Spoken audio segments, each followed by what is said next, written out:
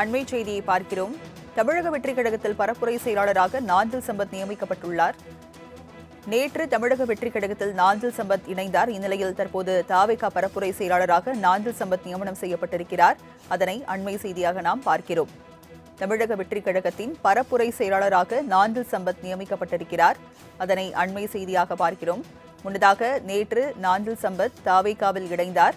இந்நிலையில் தமிழக வெற்றிக் கழகத்தின் பரப்புரை செயலாளராக நாஞ்சில் சம்பத் நியமனம் செய்யப்பட்டிருக்கிறார். அதனை நாம் அண்மை செய்தியாக பார்த்துக் கொண்டிருக்கிறோம். தமிழக வெற்றிக் கழகத்தின் பரப்புரை செயலாளராக நாஞ்சில் சம்பத் நியமிக்கப்பட்டிருக்கிறார். முன்னதாக நேற்று விஜயை சந்தித்த நாஞ்சில் சம்பத் தாவேகாவில் தன்னை இணைத்துக் கொண்டார். இந்நிலையில் தற்போது தமிழக வெற்றிக் கழகத்தின் பரப்புரை செயலாளராக நாஞ்சில் சம்பத் நியமிக்கப்பட்டிருக்கிறார். அதனை நாம் அண்மை செய்தியாக பார்த்துக் கொண்டிருக்கிறோம். தமிழக வெற்றிக் கழகத்தின் பரப்புரை செயலாளராக நாஞ்சில் சம்பத் நியமனம் செய்யப்பட்டுள்ளதாக தாவேக தலைவர் விஜய் அறிவித்திருக்கிறார். அதனை அண்மை செய்தியாக பார்க்கிறோம். விவரங்களை செய்தியாளர் சுரேஷ் வழங்க கேட்கலாம். சுரேஷ், தாவேகாவின் பரப்புரை செயலாளராக நாஞ்சில் சம்பத் நியமிக்கப்பட்டிருக்கிறார். விவரங்கள் என்ன? வணக்கம் ராஜலட்சுமி. தற்போது தமிழக வெற்றிக் கழக தலைவர் விஜய் அவர்கள் அறிக்கை என்பது வெளியிட்டிருக்கிறார்.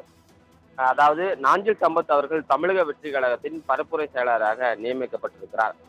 தமிழகத்தின் மூத்த அரசியல்வாதிகளில் ஒருவரும் சிறந்த பேச்சாளர்களும் அனைவரிடத்திலும் இனிமையாக பழகக்கூடியவர் நாஞ்சில் சம்பத் அவர்கள் தமிழக வெற்றிக் கழகத்தில் தம்மோடு இணைந்திருக்கிறார் என்றும், மக்களுக்காக அரசியலில் நம்மோடு பயணிக்க இருக்கும் அவரை வரவேற்பதில் நான் மகிழ்ச்சி அடைகிறேன் என்றும் நாஞ்சில் சம்பத் அவர்கள் தமிழக வெற்றிக் கழகத்தின் பரப்புரை செயலாளர் பொறுப்பில் நியமிக்கப்பட்டுள்ளார்.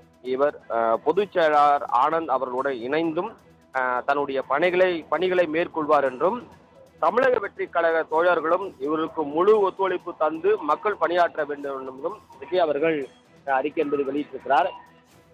நேற்றுதான் அவர் திராவிட பேச்சாளராக இருந்து தன்னை தமிழக வெற்றிக் கழகத்தில் விஜய் முன்னிலையில் நேற்று இணைந்திருந்தார். அதனைத் தொடர்ந்துதான் நேற்று கூட செய்தியாளர் சந்திப்பில் கூட இதன் பிறகு நான் தொடர்ச்சியாக தமிழக வெற்றிக் கழகத்தில் தான் நான் பணியாற்றுவேன், என்னுடைய அரசியல் பயணமும் இதில் தான் இருக்கும் என்றும் குறிப்பிட்டிருந்தார்.